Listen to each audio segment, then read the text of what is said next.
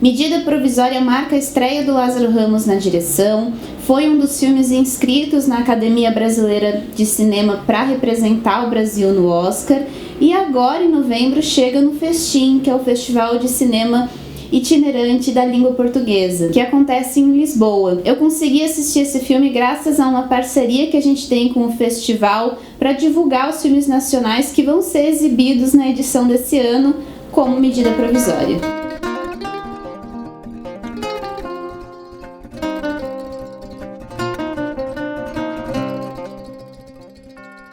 Esse ano o Festim vai acontecer entre os dias 17 e 24 de novembro e vai ser de forma mista, híbrida, né? Vão ter sessões presenciais e também vão ter sessões na plataforma Festim On. No caso de medida provisória que eu vou falar aqui com vocês, ele vai ser exibido no dia 21 de novembro presencialmente, numa sessão presencial. Então, se você faz parte do nosso público aqui que mora em Lisboa ou que está em Lisboa, já adianto que vale a pena você comprar o ingresso aí para conferir Medida Provisória, porque é um filme bem interessante. Medida Provisória é um filme baseado na peça teatral Namíbia Não, do autor Aldri Assunção, que também é ator e diretor. O Aldri também participa aqui do roteiro de Medida Provisória, junto com Lázaro Ramos, com Elísio Lopes Jr. e Lusa Silvestre. E a narrativa se dá aqui num futuro distópico, quando no dia 13 de maio é sancionada a medida provisória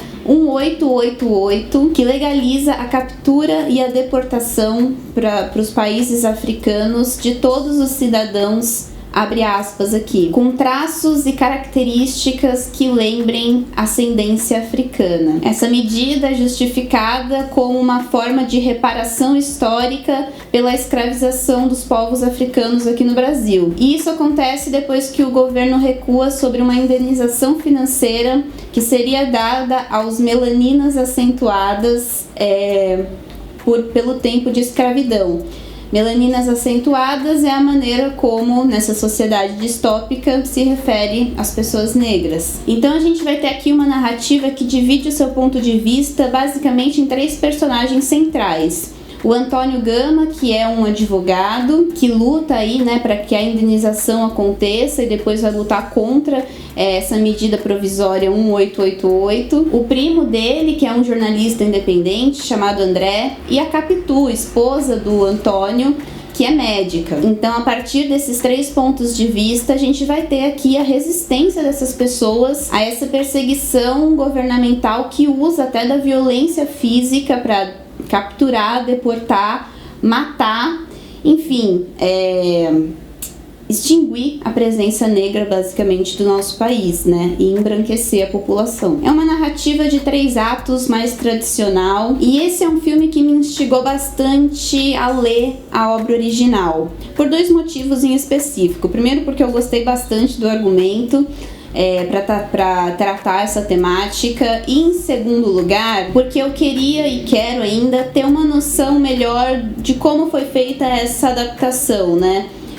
Se alguns diálogos e falas em específico vieram da obra original, assim. Eu digo isso porque aqui a gente tem diálogos e falas que, pela sua estrutura mais expositiva, explicativa, são mais característicos de um texto teatral, por exemplo. Então, por vezes aqui, né, por ser cinema, a gente vai ver falas e diálogos que acabam reforçando o que a imagem já está mostrando, por exemplo, ou o que eles já ouviram no noticiário e por aí vai. A peça, inclusive, Namíbia Não, foi adaptada para o teatro, né? Foi encenada no teatro em 2011 pelo próprio Lázaro Ramos, né? Ele que levantou esse projeto, então por isso que eu queria muito ler o original, ter lido o original, e vou atrás ainda de ler para ter uma noção melhor sobre de como foi feita essa adaptação aqui para o cinema. Mas é uma obra que, apesar, né, de ter esses diálogos mais expositivos, encontra sim na sua linguagem cinematográfica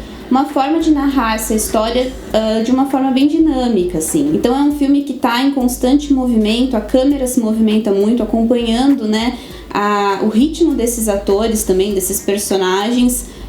É um filme com bastante cortes, então ele meio que acompanha não só essa rotina meio que desesperadora que eles vão passar a partir do momento que essa medida provisória é aplicada ali na sociedade.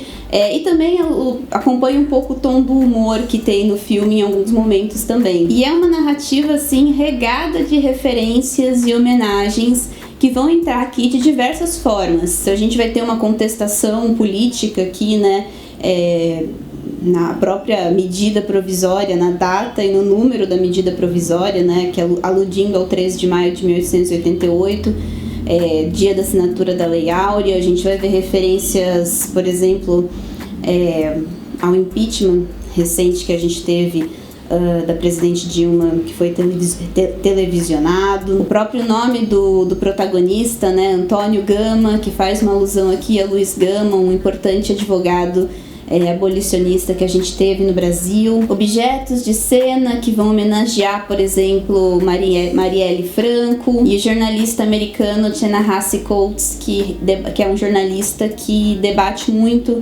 Tem um livro, inclusive, que está presente no filme, e ele fala nesse livro sobre a manifestação do racismo hoje em dia na nossa sociedade, como ele é manifestado. Na trilha sonora a gente vai ver Elza Soares, Lineker, Candeia, e a gente tem participações especiais aqui. Emicida, destaco, né? Grande personalidade que a gente tem hoje. Flávia Oliveira, que entra mais no finalzinho ali no filme, que é uma jornalista também que eu adoro. E assim, é um filme que tem grandes estrelas, né? O trio principal aqui formado por Seu Jorge, Thaís Araújo, e o protagonista é o Alfred Enoch, que é um ator brasileiro, mas que trabalha muito lá fora. E assim, uma das coisas que ele fez a saga Harry Potter, por exemplo. Ele participou aí dos filmes do Harry Potter, entre outras produções nos Estados Unidos e no Reino Unido. E tem um grande elenco secundário, em que eu destaco aqui a Adriana Esteves, ótima escalação considerando o papel que ela faz aqui. Enfim, é uma obra que se cerca de referências e homenagens, né, e assume o protagonismo negro aqui para jogar a luz na resistência contra a perpetuação do racismo na nossa sociedade, que vai desde a reprodução de falas, passa também pela maneira como a tonalidade da pele negra vai definir a aceitação ou a não aceitação das pessoas na sociedade. É sobre resistir a um presente, um passado e um futuro cíclico, né? Então é um futuro distópico que parece o nosso passado, porque é uma sociedade que encontra maneiras e roupagens de manter viva ainda a segregação e a violência racial. Isso foca medidas de reparação realmente significativas. Enfim, é um filme que, apesar de ter algumas ressalvas em termos de estrutura de diálogo e tudo mais, ele é bastante necessário. E eu espero até que aqui no Brasil, quando ele chegue, né, por ter grandes nomes aí, tanto na produção quanto no elenco, filme produzido também, coproduzido, né, pela Globo Filmes, eu espero que ele entre num circuito comercial, que ele seja visto e tenha um marketing por trás bom, porque é um filme necessário, assim, que eu acho que alguém como Lázaro Ramos seria a pessoa para trazer para o público brasileiro esse filme também. E se você está em Lisboa, aproveita para assistir agora, dia 21 de novembro, nos cinemas aí do Festim.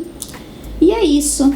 A gente se vê aqui no próximo vídeo. Não esqueçam de seguir a gente nas redes sociais, em especial lá no Instagram, @16mm. Tá cheio de críticas exclusivas lá pro nosso IGTV, nos stories. A gente tá agora a Ilana tá cobrindo o LeFest, que é um outro festival que tá acontecendo em Lisboa.